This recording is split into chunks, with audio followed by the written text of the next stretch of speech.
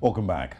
With over 1.7 million Zimbabweans whose exemption permits expire at the end of this year and are facing deportation from South Africa, there have been calls from different sectors in the country urging them to come back home and vote in the second general elections after the ouster of long-serving President Robert Mugabe.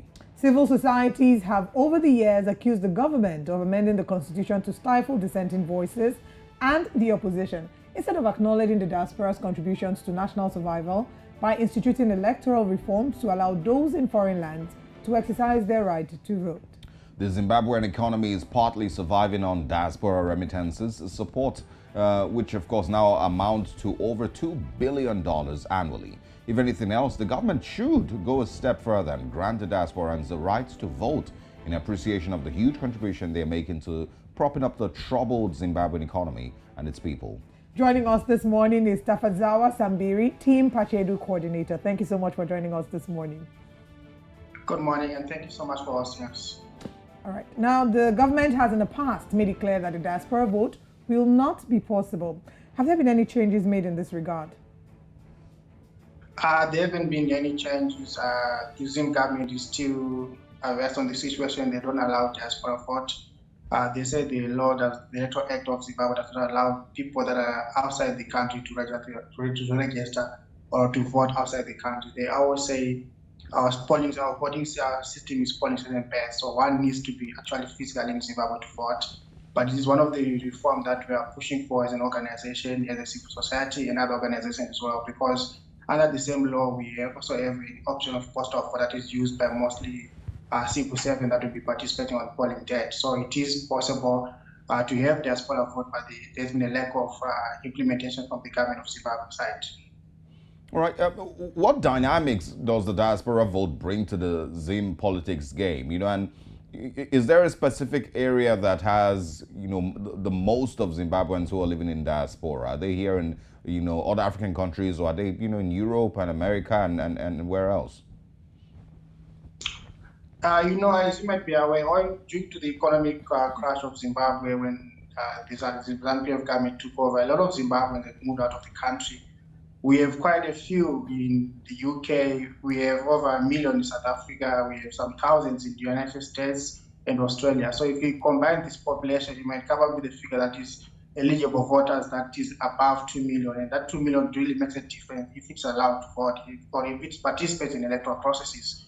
And as you said in your introductory clip, the Zimbabwean economy is being propped up by the diaspora. They contribute a lot to the national economy. They contribute more in terms of forex inflows. So by the same version, they also need to have a voice when it comes to voting.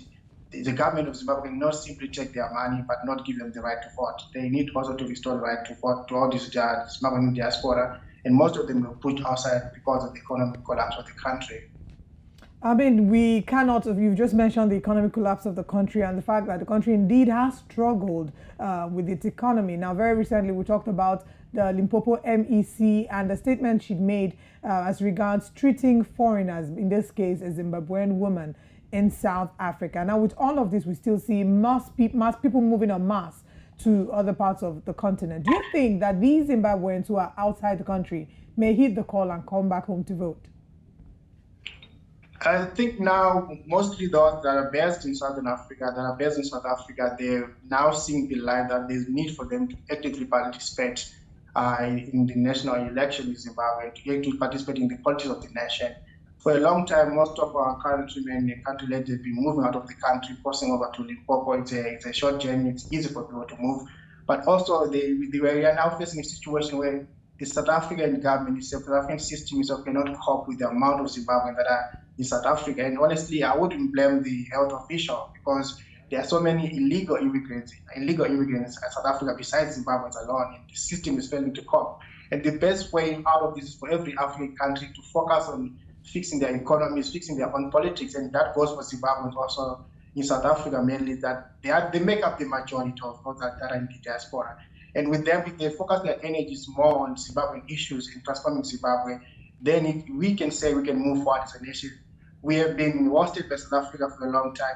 It's getting to a stage where even the locals now, they're also struggling to get resources. And then you have an illegal foreign also trying to get the same resources that you struggle to get as a national. That can get conflict. And as Zimbabweans, we have a home, we have a place, but we just need to focus on it, just need to focus our energy on it and build the nation that we want, so that we don't have a situation where everyone is just migrating out of the country. It has to stop. It has to get to a point whereby we take action and save our country. We say, this is enough. Let's now fix our country. Let's fix Zimbabwe.